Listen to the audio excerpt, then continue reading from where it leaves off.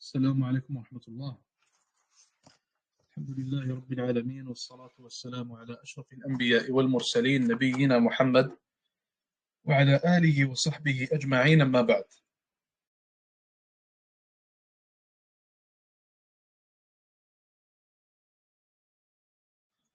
On commence, Inch'Allah Ta'ala. Donc, on était rendu à cette qaïda-là, à ce fondement-là qui est qawa'idun fi at-tama'im. Donc, ici, le cheikh, hafidhahullah wa jazahullah khayran, va citer quelques fondements sous un seul et même fondement. Donc, ce fondement-là est relié à ce qu'on appelle en arabe at-tama'im et à ce qu'on appelle en français les amulettes, ce que nous appelons en français des amulettes. Donc, il dit ici, awalan, la première des choses à savoir, avant même de parler de ce fondement-là, quelle est la définition des amulettes? C'est quoi en réalité une amulette, excusez-moi, islamiquement parlant? Donc, non pas linguistiquement, mais islamiquement. C'est quoi une tamima? Le cheikh, il a dit dans son explication, kullu mu'allaqin yu'taqadu fihi jalbu khayrin aw daf'u shar. Il a dit l'amulette, la tamima, islamiquement parlant, c'est toute chose qu'on accroche et à propos de laquelle on a une croyance. Quelle est cette croyance qu'on a vis-à-vis de cette chose-là? C'est que nous croyons qu'elle nous apporte soit un bien ou alors qu'elle nous protège et nous préserve d'un mal. Donc je répète, la définition d'une tamima, la définition d'une amulette, excusez-moi, islamiquement parlant, c'est que nous croyons que cette amulette-là qu'on accroche nous apporte soit un bien ou alors nous protège et nous préserve d'un mal. Donc ça c'est la définition islamique, la définition dogmatique d'une tamima, d'une amulette. Et en réalité cette définition elle est très importante car elle va nous aider à savoir qu'est-ce qui est considéré comme étant une amulette haram à accrocher et à porter et qu'est-ce qui n'est pas considéré ainsi, qu'est-ce qui ne rentre pas dans cette définition. Donc, après avoir vu la définition, il faut savoir qu'on a ce qu'on appelle les amulettes, donc at-tama'im, et on a des choses que nous accrochons aussi qui ne rentrent pas sous la définition des amulettes. Et donc, par conséquence, ne prennent pas le même jugement. Elles ne sont pas haram. Car comme vous le voyez ici, il nous le dit ici, donc le premier asl, il dit al-aslu fi at-tama'imi al-man'. Il dit le jugement des tama'im, le jugement des amulettes, c'est qu'elles sont interdites. Elles ne sont pas permises. Il n'est pas permis d'accrocher une quelconque amulette. Comment savoir si une chose est une amulette ou non? Encore une fois, on le répète, on revient à la définition qu'on a citée au début des amulettes. Donc maintenant, il faut faire la différence entre ce que nous appelons des amulettes qui sont haram à porter, haram à accrocher, et entre d'autres choses qui se font accrocher. Entre d'autres choses qui se font accrocher qui sont complètement permis, licites et halal en islam. Donc, on fait la différence entre tama'im et entre al-mu'allaqat. On va appeler ces autres choses-là al-mu'allaqat. Et on va citer, Inch'Allah Ta'ala, des caractéristiques propres à chacune. La première caractéristique propre aux amulettes, le cheikh il a dit ici, أنها يعتقد فيها شيء. Donc les amulettes, il y a une croyance qui est reliée à celle-ci. Lorsqu'on parle d'amulette, on parle de croyance qui est reliée à cette chose que nous accrochons. L'amulette très connue, vous connaissez sûrement, vous en avez entendu parler, la main de Fatma. Il l'appelle la main de Fatma, la main de Fatima. Chacun l'appelle comme il veut.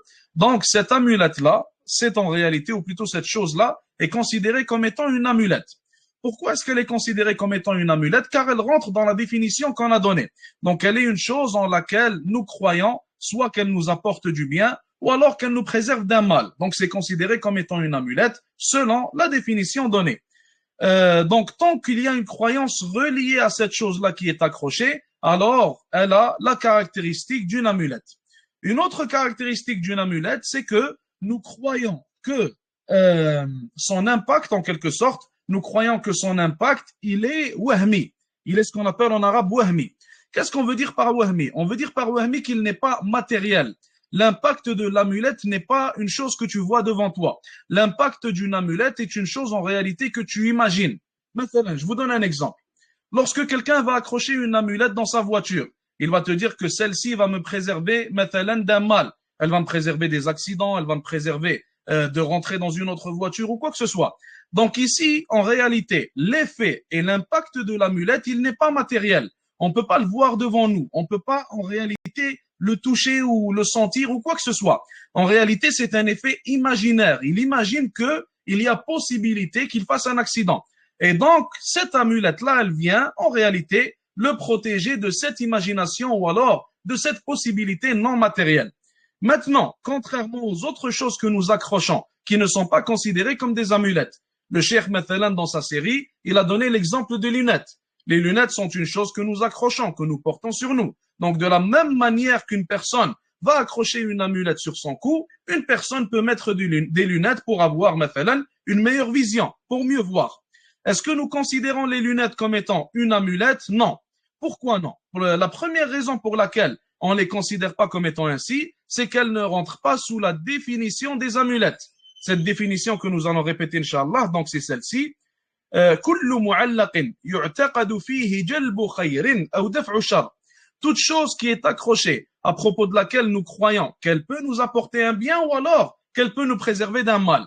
Est-ce qu'on accroche les lunettes? La réponse est oui. Est-ce que nous croyons que les lunettes peuvent nous apporter un bien et nous préserver d'un mal? Encore une fois, on le répète, un mal qui est imaginé, un mal qui n'est pas matériel? La réponse est non, certainement. Alors, ce ne sont pas des amulettes.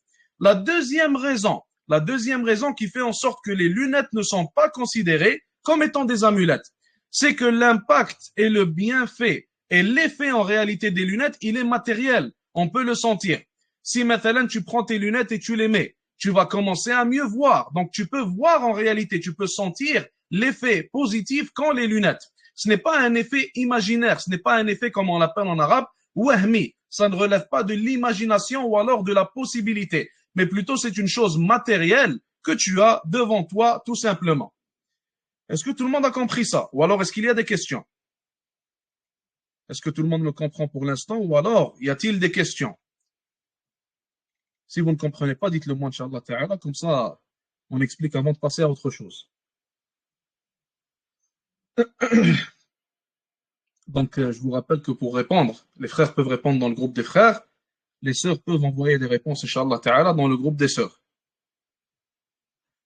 Donc y a-t-il des questions ou alors est-ce que tout le monde comprend?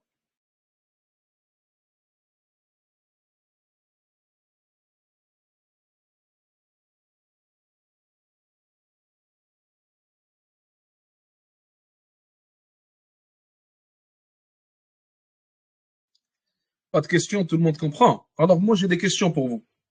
On va voir, Inch'Allah Ta'ala, si tout le monde a compris. Donc là, on a parlé d'amulette. On a parlé de ce qui est considéré comme étant une amulette et ce qui ne l'est pas.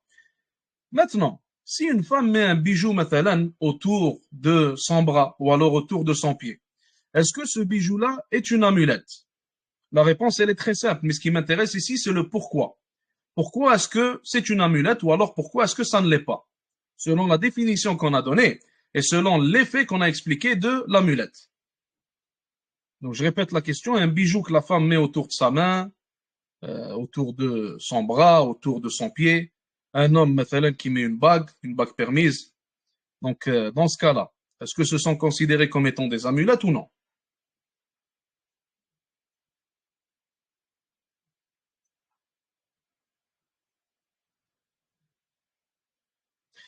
Non, car premièrement, ce n'est pas relié à une croyance, voilà.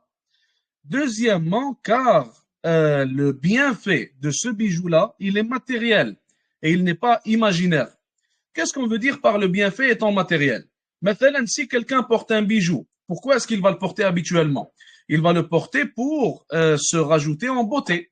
Donc, il va le porter pour être beau, maintenant, pour que sa bague, elle fasse de lui quelqu'un de beau, maintenant. Ou alors, la femme va porter un bijou pour être belle pour son mari, maintenant. Dans ce cas-là, le bienfait, il est matériel. On peut le ressentir, on peut le voir, etc. Le bienfait n'est pas imaginaire, comme dans le cas qu'on a cité auparavant, le cas, mathalan, d'une amulette accrochée sur une voiture. Une autre question, mathalan, quelqu'un va aller voir un raqi, quelqu'un va voir une personne qui fait la ruqya. La personne qui fait la ruqya lui donne une amulette dans laquelle il est écrit du Coran, donc des versets du livre d'Allah Azza wa Jal. Il lui dit accroche-la sur ton cou et sache qu'elle va te préserver de tout mal. Est-ce que cette chose-là est considérée comme étant une amulette ou alors est-ce qu'elle est considérée comme une chose que nous accrochons qui n'est pas une amulette? Qu'est-ce que vous en dites?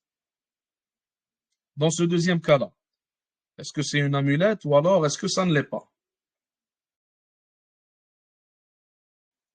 Et surtout le pourquoi, c'est ça qui m'intéresse. Pourquoi? Pourquoi c'est une amulette? Pourquoi ce n'est pas une amulette? Amulette, car il y a une croyance derrière, barakallahu fik, premièrement.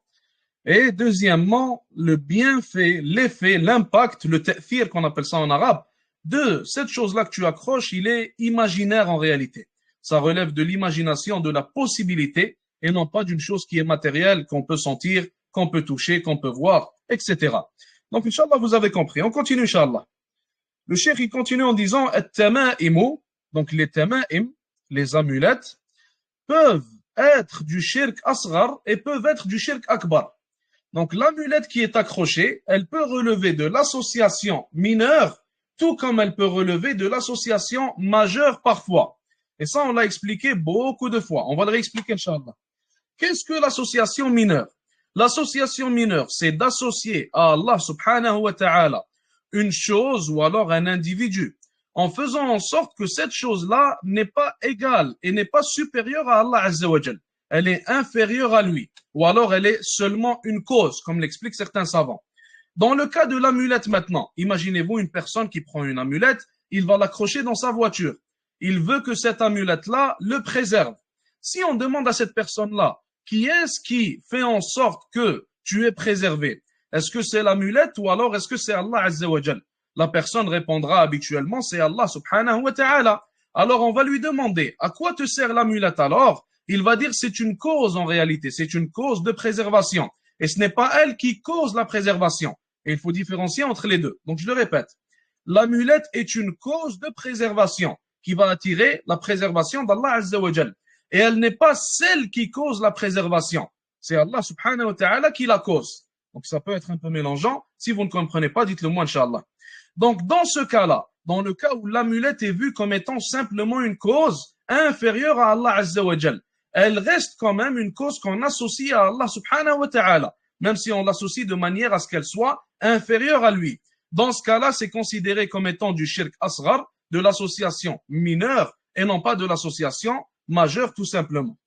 Quand est-ce que l'amulette peut devenir de l'association majeure? Question pour vous. Et ça, on l'a déjà vu et expliqué. Quand est-ce que l'amulette est vue comme étant de l'association majeure?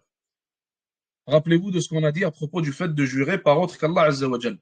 On a mentionné exactement la même règle. Donc l'amulette, quand est-ce qu'elle est considérée comme étant de l'association majeure? Shirk akbar.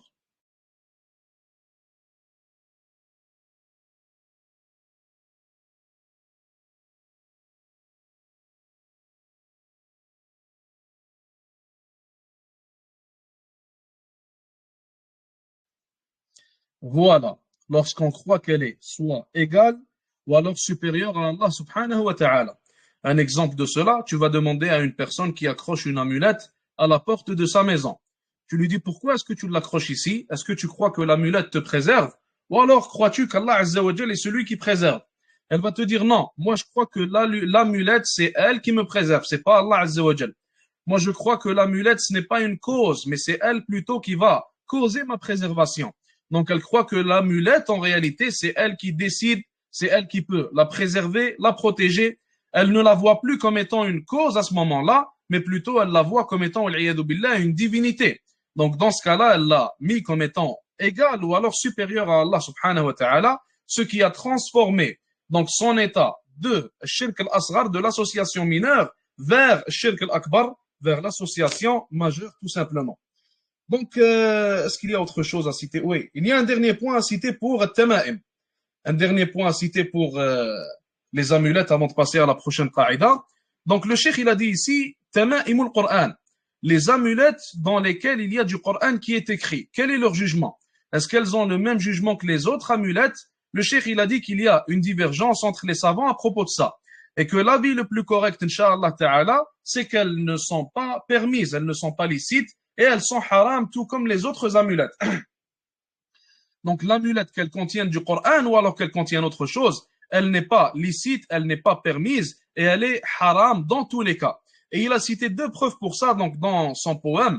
Jazahullahu khayran wa hafidhahullah. Il a cité dans son poème واحذر هديت من التمائم مطلقا حتى وإن كانت من القرآن Il a dit dans son poème, et fais attention qu'Allah Azza wa Jal te guide, des amulettes, dans tous les cas, donc de toutes les amulettes, même si elles contiennent du Coran, même si elles contiennent du Coran. Et dans l'autre vers, il explique pourquoi en disant لعمومها أعني النصوص وهكذا سد الذريعة هذه وجهان. Il a dit, première raison, car les textes ou alors les preuves qui sont venues interdisant les amulettes sont des preuves générales.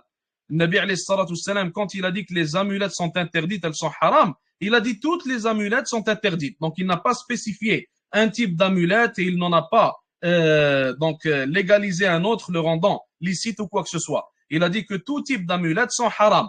Alors selon la généralité du texte ici, nous venons dire que tout type d'amulettes, qu'elles soient du Coran ou alors autre chose, sont haram. Et la deuxième raison, il dit ici وَهَكَذَا سَدُّ الذَّرِيعَةِ هَذِهِ وَجْهَانِ. Il dit que la deuxième preuve, donc ça c'est un peu d'usul fiqh, la deuxième preuve qui vient faire en sorte que c'est haram, c'est ce qu'on appelle saddu dhari'a. C'est un fondement dans le fiqh qu'on appelle saddu dhari'a. Qu'est-ce que saddu dhari'a? C'est fermer la porte au mal. Donc fermer la porte au mal, qu'est-ce qu'on veut dire par là? On veut dire par là que toute chose qui mène vers le haram, alors elle est haram elle aussi. Allah Azza wa Jal il dit مثلا dans le Coran, un exemple populaire, Allah Azza wa Jal dit وَلَا تَقْرَبُوا الزِّنَا, et ne vous approchez point de la fornication. Allah Azza wa Jal a fait en sorte que tout ce qui mène à la fornication fait, ou plutôt prend le même jugement que la fornication. Donc c'est haram aussi. De cette preuve-là et de d'autres preuves certainement, les savants ils ont dit que tout ce qui mène au haram est lui aussi haram. Donc dans ce cas-là, une amulette qui mène vers le shirk, même si elle contient du Coran, elle est haram aussi, car on veut fermer la porte à ce mal-là. Et car elle mène vers le haram, tout simplement.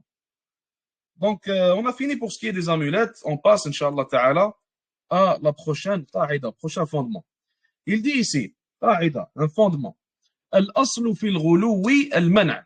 Il dit al-asl fil ghulu, donc l'état initial, le jugement du ghulu, donc de l'extrémisme, c'est qu'il est interdit. Le jugement de l'extrémisme, c'est qu'il est interdit. Comment est-ce qu'on établit l'extrémisme en islam? Comment est-ce qu'on établit l'extrémisme en islam? D'après vous?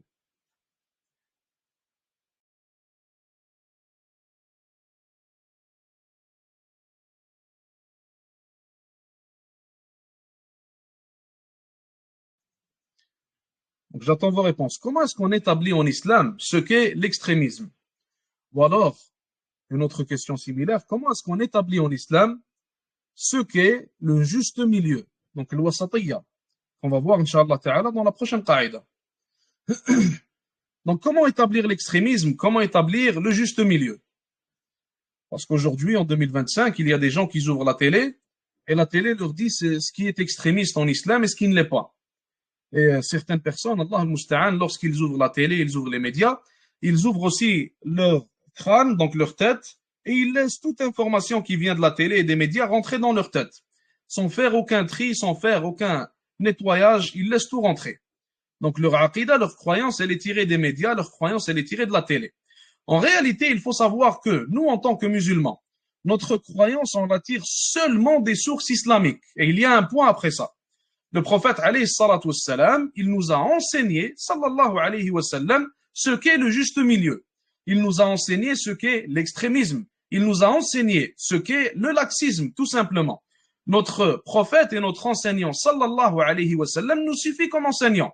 On n'a pas besoin de Jacques ou alors de je ne sais pas qui pour venir nous enseigner ce qu'est le juste milieu, ce qu'est l'extrémisme, ce qu'est le laxisme. Donc nous, en tant que musulmans, on a nos sources, on a le Coran, on a le Sunna, et ça s'arrête là. Et on n'a pas besoin d'autre chose. Et si tu es musulman et tu reviens à autre que le Coran ou le Sunna, alors sache qu'en réalité, il y a un problème avec toi. Sache qu'en réalité, il y a un problème avec ta compréhension. Et d'ailleurs, l'un des compagnons, radiyallahu ta'ala anhum, il a dit quoi? Il a dit, certaines personnes vont voir les juifs et les chrétiens pour leur demander des questions, alors que nous voyons jamais les juifs et les chrétiens venir leur demander des questions. Donc, la même chose se passe au jour d'aujourd'hui. Certaines personnes, certains musulmans prennent leurs croyances des médias, des juifs et des chrétiens, mais on voit que les juifs et les chrétiens n'ont aucun intérêt vis-à-vis de ta religion et n'ont aucun intérêt à en prendre quoi que ce soit. Donc, à un moment donné, il faut être honoré de sa religion. Il faut être honoré de faire partie de la meilleure des communautés et d'être les suiveurs du meilleur des messagers, alayhi salatu wassalam, et d'être les porteurs du meilleur des livres, du dernier livre qu'Allah Azza wa Jalla a révélé, qui est le Coran. Donc prenons soin de ce livre-là, soyons honorés par ce livre et prenons nos enseignements de ce livre-là. Et ce livre-là nous suffit. Donc honnêtement, moi je comprends pas pourquoi certains musulmans reviennent à un tel et à un autre et à des kuffars, des mécréants, pour prendre l'explication d'eux, pour prendre leurs enseignements d'eux, leurs croyances, pour prendre leurs définitions, etc. Donc nous, pour établir l'extrémisme, on l'établit selon le Coran ou le Sunna. L'extrémisme qui est rejeté en islam est établi selon le Coran ou le Sunna. Et il est possible qu'une personne soit considérée comme extrémiste par ceux qui ne sont pas musulmans, alors qu'il ne soit pas considéré comme étant extrémiste selon le Coran et selon la Sunna tout simplement. Donc, il nous dit ici dans la Qa'ida, al-aslu fil ghuluwi al-man'. Il nous dit le jugement initial du ghulou, de l'extrémisme, c'est qu'il est interdit en islam. Quelles sont les preuves de cela? Allah Azza wa Jalla dit dans le Coran, la taghlu fi dinikum. N'ayez pas vers les extrêmes à propos de votre religion. Nabi alayhi salatu salam, il dit dans un hadith, innama ahlaka man kana qablakum al-ghulu. Le prophète sallallahu alayhi wa sallam dit ici dans le hadith, ce qui a anéanti ceux qui étaient avant vous, c'est al-ghulu, c'est l'extrémisme. Et certes, l'islam, il en a aussi beaucoup à dire à propos de l'extrémisme. Et on parle ici du vrai extrémisme et non pas celui prôné par les médias mécréants et les médias occidentaux. Donc, l'extrémisme, il faut savoir qu'en islam, sa définition, c'est mujawazatul had. L'extrémisme en islam, c'est le fait de dépasser ses limites. On peut dépasser les limites, comme le disent certains, du côté droit, tout comme on peut dépasser les limites du côté gauche. Pour ça que l'extrémisme en islam, en réalité, est de deux types différents. L'extrémisme en islam, il est de deux types. On a l'extrémisme et on a le laxisme. Donc, je le répète, on a l'extrémisme et on a le laxisme. Donc, aujourd'hui, on ne va pas rentrer trop en détail, on cite simplement la règle et on la cite brièvement, Inch'Allah. Donc, on a déjà parlé de ça et on en parlera dans d'autres cours où il vaut mieux rentrer en détail, ça ne va pas être dans le cours d'aujourd'hui. Donc, je le répète encore une fois, on a l'extrémisme et on a le laxisme. Et si on veut maintenant matérialiser ça, donc en des sectes qui sont apparus, on a l'extrémisme qui est matérialisé par le Khawarij, entre autres, qui est matérialisé par les Khawarij, et pas seulement eux certainement. Et on a le laxisme, qui est l'autre côté de l'extrémisme, le côté droit, on peut l'appeler, qui est matérialisé en al-Murji'a, qui est matérialisé en ce qu'on appelle al-Murji'a. Et ce n'est pas seulement eux. Donc la définition brève de Khawarij, si on veut leur donner un point, une caractéristique avec laquelle nous pouvons facilement les reconnaître, on dit alors que les Khawarij sont des gens qui font sortir de l'islam des gens qui ont leur place dans le cercle de l'islam.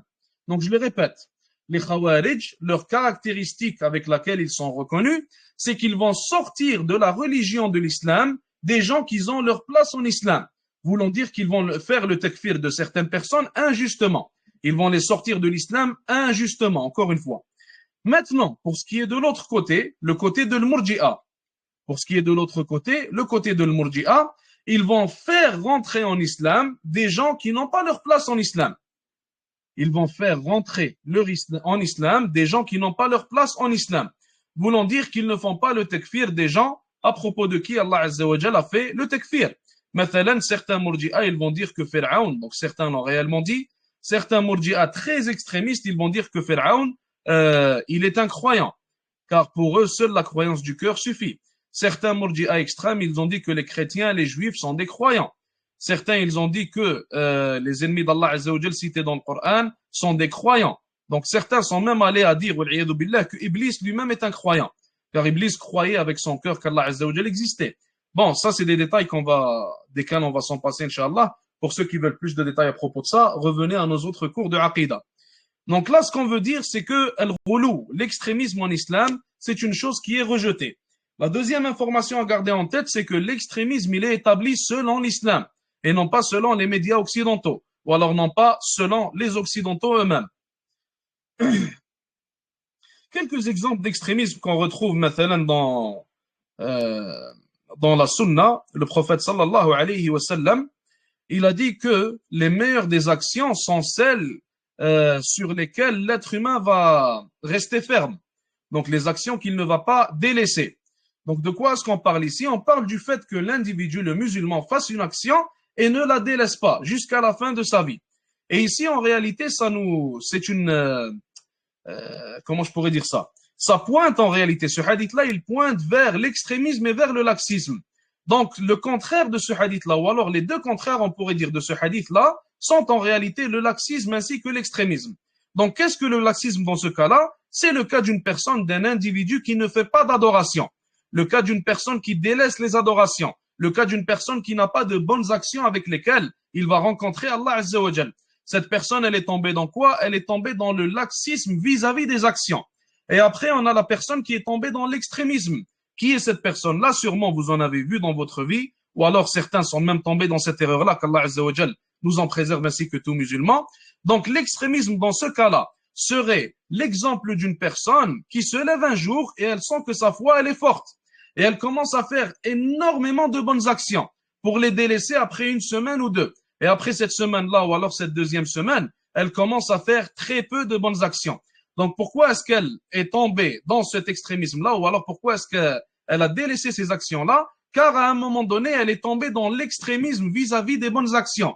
Car elle a senti que sa foi, elle était forte, elle a senti qu'elle était capable de faire tout cela, mais par après, en réalité l'a rattrapée. Donc, elle a délaissé toutes ces bonnes actions-là qu'elle a fait. Donc, ça, c'est l'exemple d'une personne qui tombe dans l'extrémisme à propos des actions. Et il y a l'exemple qu'on venait de citer d'une personne qui tombe dans le laxisme vis-à-vis des actions. Et la personne qui est dans le juste milieu, c'est une personne qui fait des actions dont elle a la capacité de faire et des actions qu'elle a la capacité, ou plutôt à propos desquelles elle a la capacité de perdurer et elle a la capacité de rester ferme sur ces actions-là jusqu'à ce qu'elle rencontre Allah Azza wa Jal. Un autre exemple, cité dans la Sunna. Donc, l'exemple connu des trois qui sont allés, ou plutôt desquels le prophète alayhi salatu salam, il a parlé. Donc, l'un de ces trois hommes-là, il a dit, je vais délaisser le mariage. Je ne vais plus jamais me marier. L'autre, il a dit, je vais délaisser la nourriture, donc je vais jeûner toute l'année. Et le troisième, il a dit quoi? Il a dit, je vais délaisser le sommeil. Je vais prier toute la nuit. Le prophète alayhi salatu salam, il a entendu les paroles de ces hommes-là. Et il a directement réglé ce problème-là. Et d'ailleurs, il l'a réglé sur le minbar. Le prophète sallallahu alayhi wa sallam, il en a fait un prêche. Il a fait un prêche complet pour répondre à cela.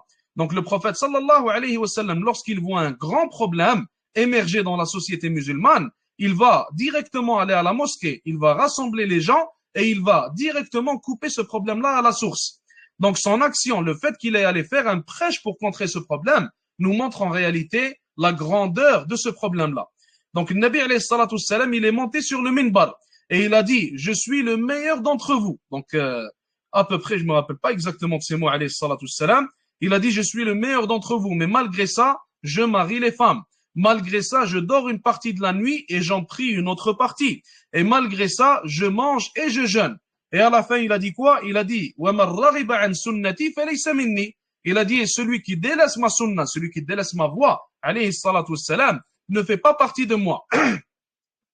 Donc, le Nabi alayhi salatu salam, il a vu une émergence de l'extrémisme dans ce cas-là, l'extrémisme dans les actions. Et il l'a contré avec quoi? Il l'a contré avec ce prêche où il a rappelé que le juste milieu est la voie prophétique. Donc sa voie, lui, alayhi salatu salam, c'est celle du juste milieu.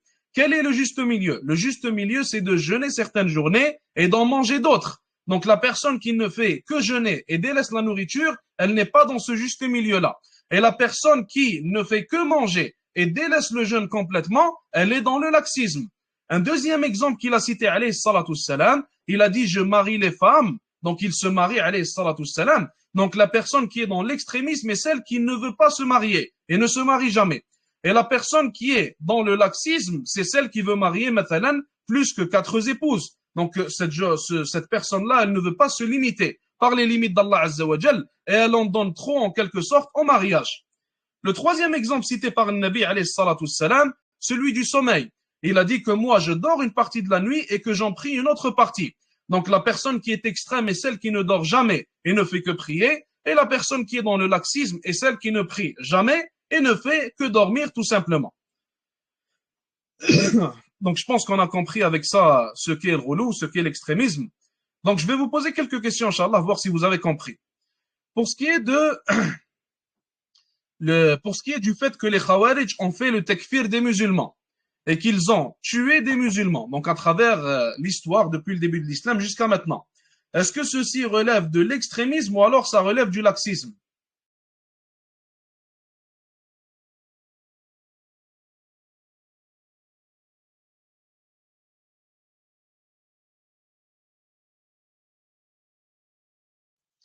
l'exemple de l'Khawarij, qu'ils ont tué les musulmans et rendu leur sang halal. Est-ce que ceci relève de l'extrémisme ou alors du laxisme? Encore une fois, celui qui définit le Khawarij, c'est le Coran. Celle qui définit le Khawarij, c'est la Sunna. Ce n'est pas les médias occidentaux qui nous disent qui est un Khariji et qui ne l'est pas. Un autre exemple. Le fait de renier al-Qadar, renier la prédestination. Est-ce que ça relève de l'extrémisme ou alors ça relève du laxisme? Est-ce que ça relève de l'extrémisme ou alors du laxisme? Ça relève du laxisme, exactement. Quel est le contraire de ces laxistes-là? Donc, on a ceux qui ont renié le qadar, qu'on appelle le qadariya. On a leur contraire, qu'on appelle le jabriya. Le jabriya, eux, ils sont tombés dans l'extrémisme et non pas dans le laxisme. Le jabriya, ils ont dit que tout ce que l'être humain fait, il a l'obligation de le faire et il est obligé de le faire. Donc, il est forcé à le faire. Il n'a aucun choix. Ils ont rejeté le fait que l'être humain, il ait un choix. Et il ait en réalité un libre arbitre. Allah Azza wa Jal nous a accordé un libre arbitre. Ils ont renié ce libre arbitre-là. Donc, ils sont tombés dans l'extrémisme. Et d'ailleurs, comme vous le savez déjà, à chaque fois qu'il y a une secte extrémiste, alors sachez qu'il y a son opposé, donc une secte laxiste qui l'oppose. À chaque fois qu'il y a une secte extrémiste comme le Jabriya Matalan, sachez qu'il y a toujours son opposé laxiste comme le Qadariya. On continue. Un autre exemple. Le fait que Rawafid, ils insultent Sahaba radiyallahu anhum. Est-ce que ceci relève de l'extrémisme ou alors du laxisme?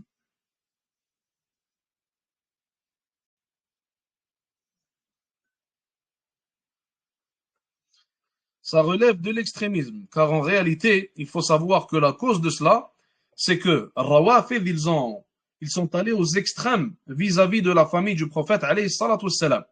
Donc cet extrémisme-là les a poussés à insulter les compagnons, radiyallahu ta'ala anhum. Donc on aura fini pour ça, on aura fini normalement pour ce qui est de cette qa'ida-là. Il y a celle qui vient juste après qui est similaire à celle-ci. Donc il dit ici qa'ida, أهل السنة والجماعة وسط بين فرق الأمة كوسطية الأمة بين الأمم. Donc il nous dit dans ce fondement, les gens de la sunna et du groupe أهل السنة والجماعة sont en réalité au juste milieu entre les différentes sectes de la Ummah. De la même manière que la Ummah, elle est au juste milieu entre les autres communautés. Donc, comment est-ce que la Ummah est au juste milieu entre les autres communautés? Le cheikh, il a cité des exemples. Maintenant, l'exemple suivant. Nasara, donc les chrétiens, ils ont cité que l'homme peut avoir des relations avec sa femme lorsqu'elle a ses menstrues. Les juifs, eux, sont allés à l'autre opposé. Donc, les Nasara, ils sont allés dans le laxisme et les juifs, ils sont tombés dans l'extrémisme. Donc, les juifs, ils ont dit quoi? Ils ont dit que l'homme n'a même pas le droit de s'asseoir à côté de sa femme lorsqu'elle a ses menstrues. Donc là, on a deux extrêmes. On a les chrétiens qui sont tombés dans le laxisme. On a les juifs qui sont tombés dans l'extrémisme.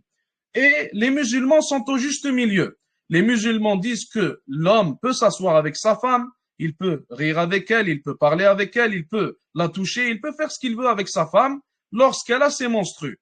Sauf qu'il n'a pas le droit d'avoir des relations intimes avec sa femme à ce moment-là. Donc les musulmans, la Ummah de l'islam, sont au juste milieu à propos de ça. Et à propos de toutes les autres choses, certainement. Un autre exemple, mathalan, les juifs sont allés dans le laxisme. Ils ont renié la prophétie de Isa alayhi salam. Pour les juifs, Isa alayhi salam, il n'est pas un prophète. Donc Isa alayhi salam, celui qui est venu, ils disent qu'il n'est pas le vrai Messie, qu'il n'est pas un prophète, et ils ont même essayé de le tuer, donc l'histoire que vous connaissez déjà. Ils sont tombés dans le laxisme à propos de ça. Tandis que les chrétiens sont tombés dans l'extrémisme vis-à-vis d'Isa alayhi salam. Ils ont dit que Isa alayhi salam, ibnullah, wal-iyadu billah. Ils ont dit que Isa alayhi salam est le fils d'Allah azza wa jal. Et nous, dans le Coran, ainsi que dans la Sunna, Allah azza wa jal nous a appris et il nous a cité cette croyance qui est la suivante, qui est le fait de croire que Isa alayhi salam, c'est un serviteur parmi les serviteurs d'Allah azza wa jal, et en même temps, c'est un prophète et messager parmi les prophètes et messagers d'Allah subhanahu wa ta'ala. Donc, on est au juste milieu, on établit sa prophétie, excusez-moi, tout en disant qu'il est simplement un serviteur d'Allah Azza wa Jal et qu'il n'est pas divin comme le prétendent An-Nasara, comme le prétendent les chrétiens. Donc, de cette manière, on comprend comment est-ce que les musulmans sont au juste milieu entre les autres communautés. Et Ahl-Sunnah wal Jama'a sont eux aussi au juste milieu entre les firaq, entre les sectes de cette umma. Mathalan, les laxistes font entrer en islam des gens qui n'ont pas de place en islam. Mathalan, les extrémistes, donc les khawarij, font sortir de l'islam des gens qui ont leur place en islam. Alors que Ahl-Sunnah wal Jama'a sont au juste milieu. Donc nous disons que ceux qui ont leur place en islam sont musulmans et nous disons que ceux qui n'ont pas leur place en islam sont mécréants tout simplement. Donc on est au juste milieu tout simplement. Un autre exemple, mathalan, celui qu'on venait de citer, de l'Qadariya ou le Jabriya. Al-Qadariya disent que le Qadar, la prédestination, n'existe pas tout simplement. Et le Jabriya, ils disent que l'être humain est forcé à faire tout ce qu'il fait, il n'a pas de libre arbitre. Et nous, en tant que musulmans, qu'est-ce qu'on dit? On dit que Allah Azza wa Jal nous a accordé un libre arbitre, donc on a le choix de faire ce qu'on veut faire et de délaisser ce qu'on veut délaisser, sauf que notre libre arbitre dépend de ce qu'Allah Azza wa Jal veut. Donc on établit la prédestination tout en établissant le fait que l'être humain ait un libre arbitre tout simplement. Donc nous sommes au juste milieu, nous sommes entre les laxistes et entre les extrémistes tout simplement.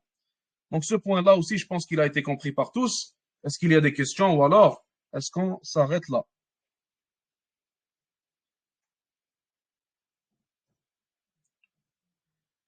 Ces sectes-là, est-ce qu'elles sont encore musulmanes? Donc certaines le sont, certaines ne le sont pas, dépendamment. Par exemple, ceux qui renient la prédestination ne sont pas musulmans. Ils ont renié l'un des articles de la foi, l'un de ses piliers. Mais ceux qui sont des Khawarij, mathalan, eux sont musulmans. Les Murji'a, par exemple, eux aussi sont musulmans.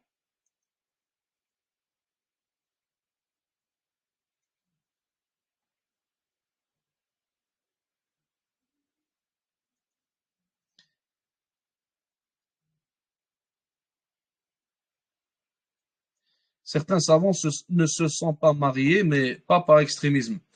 Il faut savoir que lorsqu'on parle du fait que ce soit de l'extrémisme, on parle des gens qui rejettent le mariage complètement.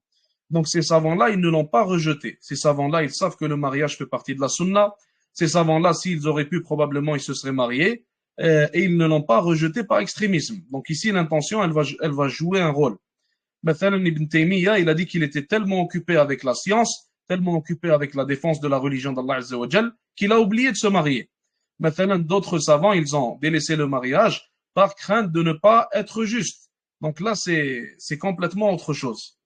Donc l'intention, certainement, elle va jouer un rôle là-dedans, elle va jouer une partie. Donc, lorsqu'on parle et on dit que c'est contraire à la sunna, on parle d'une manière générale. Mais certainement, il y a des exceptions. Sinon, d'une manière générale, la sunna du prophète, alayhi salatu salam, c'était de se marier.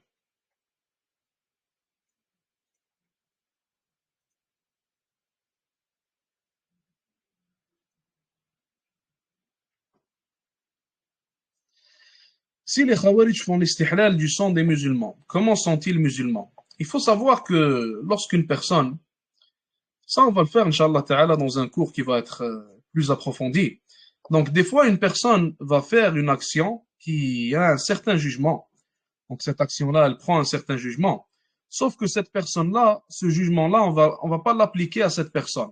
Je vous donne un exemple. Mathalan, on a une personne qui vient de se convertir, par exemple. Et cette personne-là, elle va dire une parole de kufr, une parole qui est censée la faire sortir de l'islam. Et cette personne-là, elle ignore que cette parole-là est une parole de kufr. Donc, qu'est-ce qu'on va dire à propos de la parole dans ce cas-là? On va dire que la parole est une parole de kufr. Quiconque répète cette parole sort de l'islam. Mais est-ce qu'on va dire que cet individu en personne qui vient de dire cette parole-là, qui vient de se convertir, est-ce qu'on va dire que lui, il est sorti de l'islam? La réponse est non.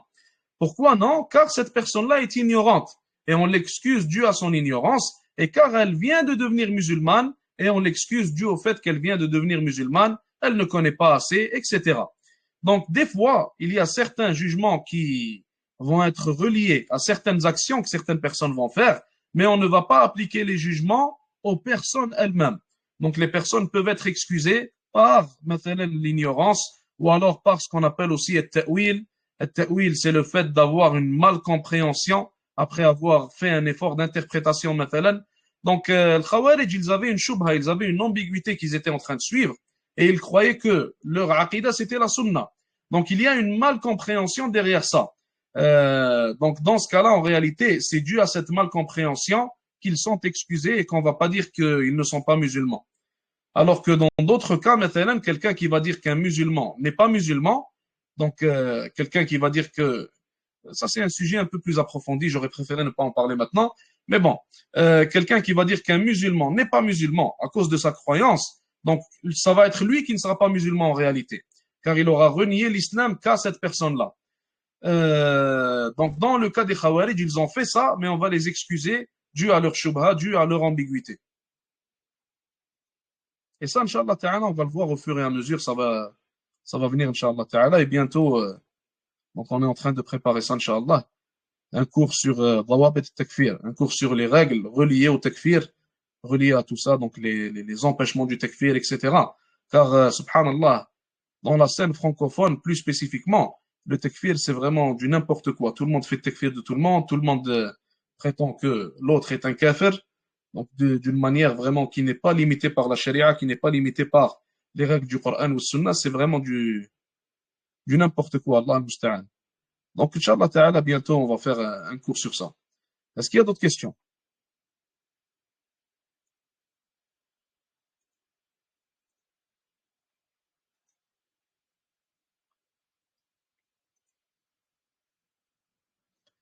Pas de questions, on va s'arrêter là pour aujourd'hui, Inch'Allah. Jazakumullahu khair.